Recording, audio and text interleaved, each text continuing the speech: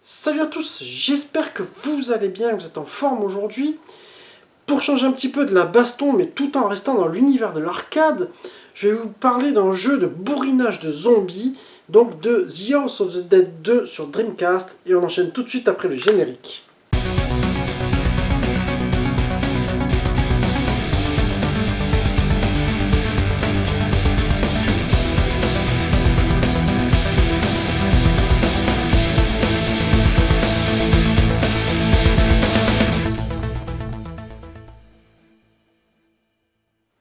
Ce jeu-là, moi je l'avais connu en arcade, donc avant la version Dreamcast, avec le premier volet, ainsi que les Virtua Cop, les Time Crisis, ces jeux de pistolet qui nous faisaient kiffer grave dans nos fameuses salles d'arcade. Nous, c'était chez Virgin Megastore, en fait, au sous-sol, tu avais un petit peu l'équivalent de la tête dans les nuages, avec vraiment beaucoup de bornes d'arcade. Il y avait aussi des flippers, il y avait aussi le jeu du palais, enfin franchement, c'était de grands souvenirs. Donc autant te dire que quand The House of the Dead 2 est sorti sur Dreamcast, franchement pour nous c'était quelque chose de ouf. Tu vois, c'était vraiment le portage du jeu arcade. Alors il avait été développé par l'équipe Sega AM2. Il est d'abord arrivé donc sur borne d'arcade en novembre 98.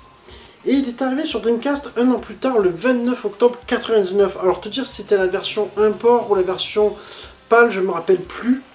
En tout cas un jeu que j'adorais jouer au pistolet. Et donc avec un écran cathodique, malheureusement quand on est passé sur les écrans plats, je ne pouvais plus m'en servir et je voyais pas l'intérêt. Moi j'avais pas envie de garder, j'habitais déjà un appartement qui était très petit, donc je pouvais pas me permettre d'avoir une télé cathodique plus un écran plat. J'arrivais déjà pas à brancher toutes mes consoles, c'était tellement compliqué.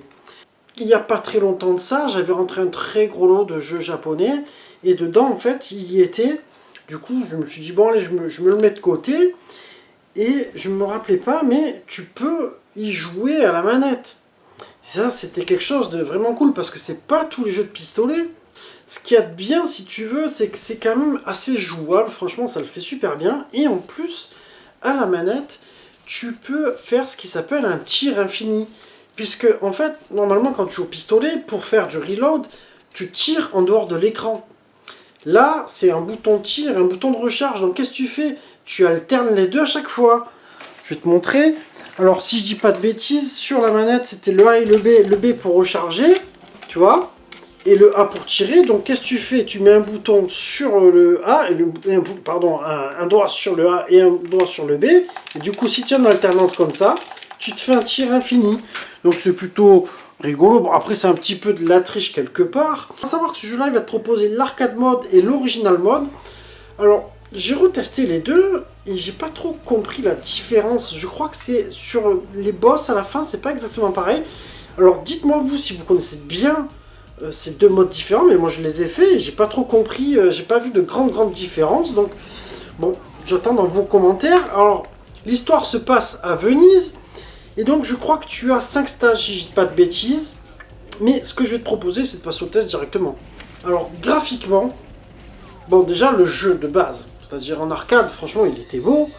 Là, moi, j'ai l'impression de revoir le même. Malheureusement, j'ai pas joué depuis au moins 15 ans en arcade facile, peut-être 20 ans, je ne sais plus.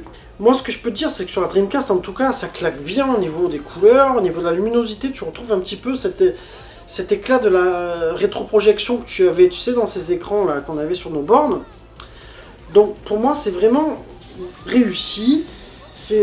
Ça me paraît vraiment identique. Alors vous me direz, s'il y a des connaisseurs d'entre vous, comme je sais, le poteau Taki Arcade, il y a quelques-uns d'entre vous qui sont vraiment connaisseurs de cet univers.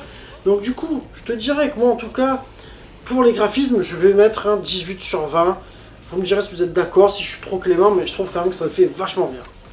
Au niveau animation, tu n'as pas de ralentissement, c'est assez fluide. Franchement, t'as les ennemis qui te sautent sur la gueule en 2-2, ça c'est assez bien foutu.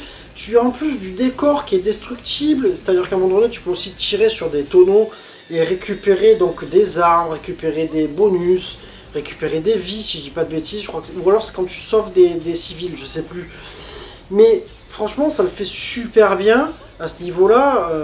Je sais pas si on aurait pu mieux faire à cette époque, mais après c'est un portage, donc est-ce qu'ils auraient pu faire une autre version console vraiment différente Alors à savoir en plus que je crois que dans le House of the Dead 3, tu peux débloquer le 2 justement en bonus. Alors à vérifier, il me semble que c'était comme ça. Donc pour l'animation, moi je mettrais un 18 sur 20, c'est vraiment réussi. Au niveau gameplay, à l'époque, moi donc j'y jouais avec les pistolets officiels Sega Dreamcast et je me rappelle que j'en avais deux. Et j'en avais un qui avait vraiment des problèmes de calibrage quoi. Et ça me le faisait sur Virtua Cop aussi. Et l'autre, par contre, il marchait nickel. Alors, il y en avait un, je pense, qui avait un petit défaut. Mais je me rappelle, en tout cas, de ça, c'est que ça marchait super bien. Tu retrouvais vraiment l'expérience arcade, en fait. Hein. Vraiment, tu étais dedans. Là, j'ai pas pu retester avec le pistolet, je l'ai fait avec la manette. Et ben, franchement, ça le fait bien aussi. Hein. Franchement, je trouve que c'est assez sympa. Moi, je me suis quand même régalé. Pour te dire, j'ai fait une capture assez longue. Et j'ai même rejoué après.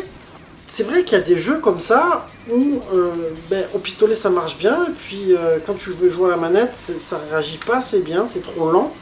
Là, tu ressens bien l'impact aussi, ça le fait vachement bien, tu as vraiment cette impression. En plus, je sais pas s'il n'y a pas une possibilité de vibration sur ce jeu, mais moi je l'ai pas de toute façon. Donc je te dirais qu'au niveau gameplay, jouabilité, en plus c'est pas difficile, hein, tu as deux boutons pour tirer, tu te déplaces avec ton analogue. Donc on sera sur du 17 sur 20 pour le gameplay jouabilité. Au niveau mix sonore, les bruitages sont plutôt bons. Peut-être qu'on pourrait reprocher un petit peu sur les armes, peut-être que ça pourrait être encore plus fort, un peu plus puissant, envoyer un peu plus de bourrin. Mais sinon, franchement, ça va, c'est assez réussi. Les musiques sont plutôt excellentes. Moi, je trouve qu'au niveau de l'ambiance, elles te mettent un putain de stress de dingue.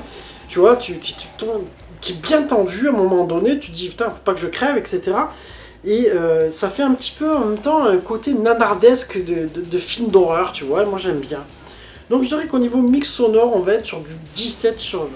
En ce qui concerne la durée de vie, bon, c'est un peu compliqué parce que dans le sens où c'est des jeux forcément que tu vas finir rapidement, ce sont des jeux arcade, ça j'ai toujours été calculé comme ça, c'est-à-dire les jeux arcade, c'est pas des jeux qui ont 10 heures de contenu, tu vois, mais c'est des jeux que tu vas ressortir souvent, ou même si t'as tes potes qui viennent en soirée, putain, tu tapes des bons délires. Franchement, tu te mets le House of the Dead 2, tu te mets Virtua Cop 2, si tu peux te mettre un Time Crisis, putain, tu tapes une putain de soirée de dingue.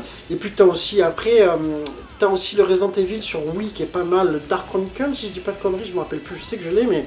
Et d'ailleurs, celui-là, il était long et difficile. Donc, niveau durée de vie, voilà, je vais mettre une note moyenne de 16 sur 20 parce que c'est un peu difficile pour moi de noter. Tu peux pas mettre un.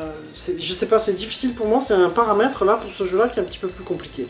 En verdict, il faut savoir que jeuxvideo.com avait mis un 17 sur 20, et bien moi je suis retombé sur une 17 sur 20 aussi. Donc je dirais en conclusion que c'est un excellent titre, et vraiment. Je suis super content que Sega l'ait porté sur sa Dreamcast. Bon, en même temps, c'était leur but avec cette console de porter tous leurs jeux d'arcade. Mais ça te mettait un panel de jeux bien différent, tu vois, un catalogue qui te permettait d'avoir un petit peu un truc assez varié. Parce qu'à l'époque, on avait connu la PlayStation où il y avait vraiment des kilos de jeux qui étaient complètement différents. Et sur la Dreamcast, c'est vrai que, bon voilà, comme c'était Sega, il y avait moins. C'est une console qui n'a pas pu forcément... se développer en fait, parce que finalement elle a été arrêtée trop vite, mais ça te permet encore aujourd'hui d'avoir différents jeux sur cette machine, et en plus un excellent titre. Donc vous me direz vous ce que vous en pensez, puis on arrive sur la fin de ma vidéo, j'espère que vous allez bien, puis je vous embrasse tous encore une fois, et puis je vous dis à très bientôt.